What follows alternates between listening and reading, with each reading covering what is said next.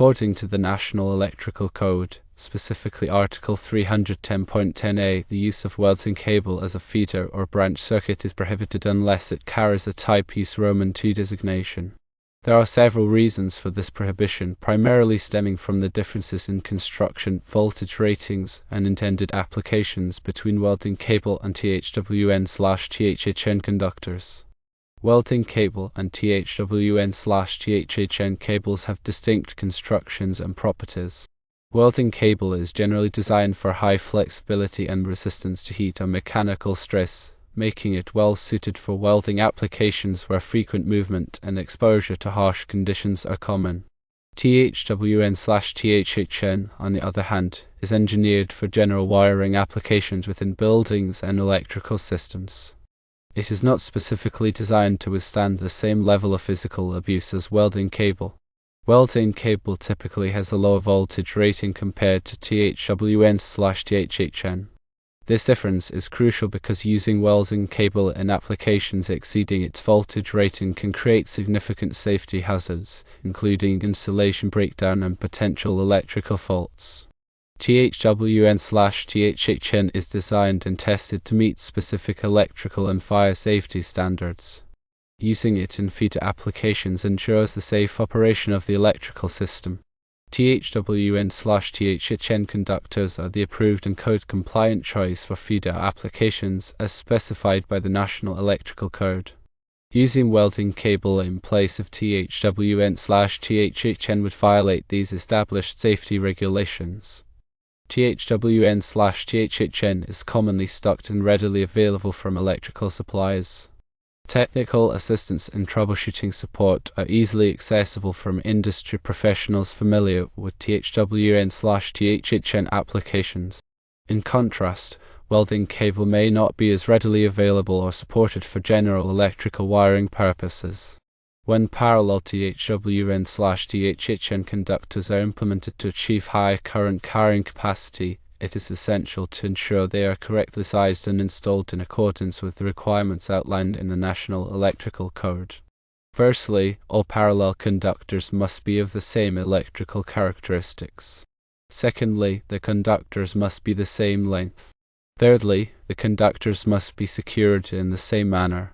Using the correct conductor size for the application is essential for safety and compliance with electrical codes. Overloaded conductors can overheat, leading to insulation damage, fire hazards, and potential equipment failure. The National Electrical Code provides tables and guidelines for determining the appropriate conductor size based on the ampacity requirements of the circuit and the ambient temperature. The ampacity of a conductor is the maximum current, in amps, that it can carry continuously under specific conditions of use without exceeding its temperature rating. Factors affecting ampacity include conductor size, insulation type, ambient temperature, and the number of conductors bundled together. The National Electrical Code, or NEC, is a widely adopted standard for the safe installation of electrical wiring and equipment in the United States. It is updated every 3 years to reflect the latest advancements in electrical technology and safety practices. Compliance with the NEC is essential for ensuring the safety of people and property and avoiding potential legal liabilities. Chapter 3 in the NEC covers wiring methods and materials, providing detailed requirements for conductors, cables, raceways, and other components used in electrical installations. Article 310 specifically addresses conductors for general wiring, including conductor types, ampacity, and installation requirements. When selecting conductors for a specific application, it is essential to consider factors such as voltage drop, ambient temperature, and the presence of corrosive substances. Voltage drop refers to the decrease in voltage that occurs along a conductor due to its resistance. Excessive voltage drop can cause equipment to malfunction or operate inefficiently. Ambient temperature can affect the ampacity of a conductor, with higher temperatures reducing its current carrying capacity.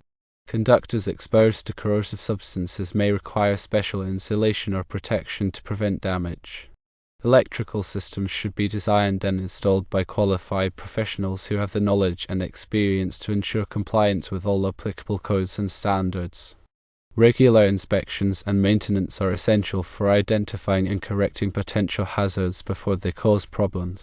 When working with electricity, always follow safe work practices and use appropriate personal protective equipment, including gloves, eye protection, and insulated tools.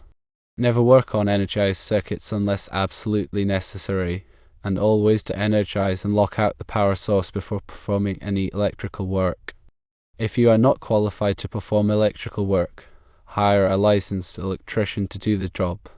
Electricity can be dangerous, and it is important to take all necessary precautions to protect yourself and others from harm. The NEC provides tables for allowable ampacities of insulated conductors rated up to 2000 volts. These tables take into account the conductor material, insulation type, and ambient temperature. For example, Table 310.16 provides ampacity values for conductors in raceways or cables based on an ambient temperature of 30 degrees Celsius, which is 86 degrees Fahrenheit. When the ambient temperature is higher than 30 degrees Celsius, a correction factor must be applied to reduce the allowable ampacity of the conductor.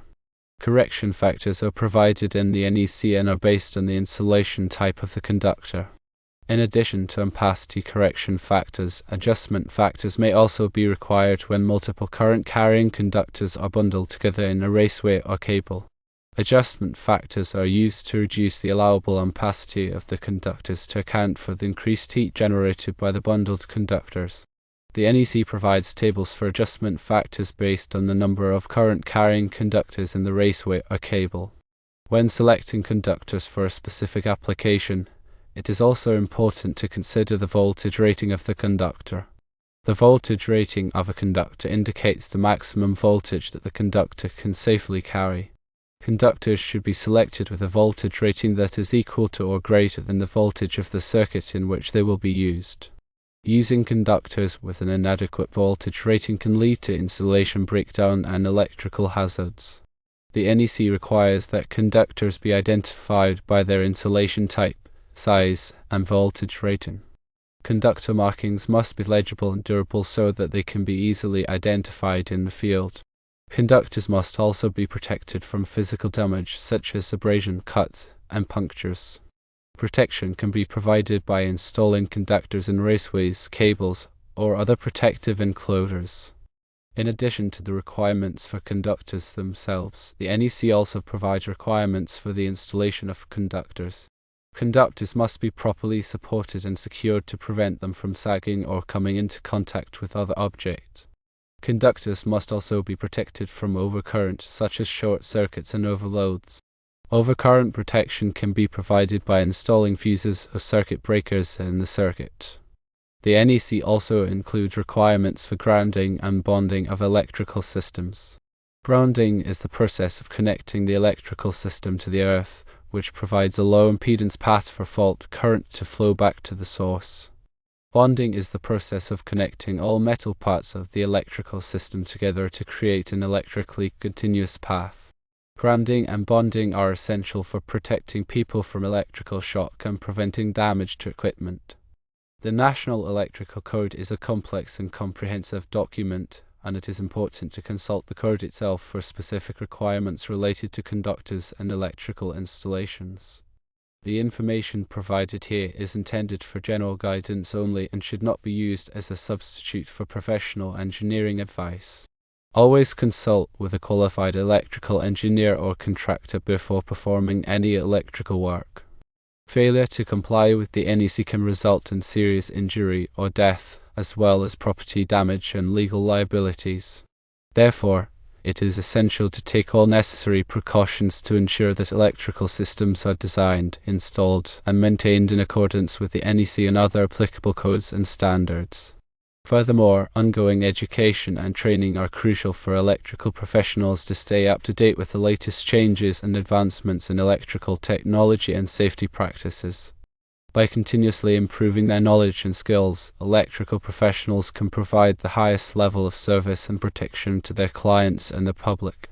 Therefore, when dealing with electrical systems, always prioritize safety, compliance, and professionalism.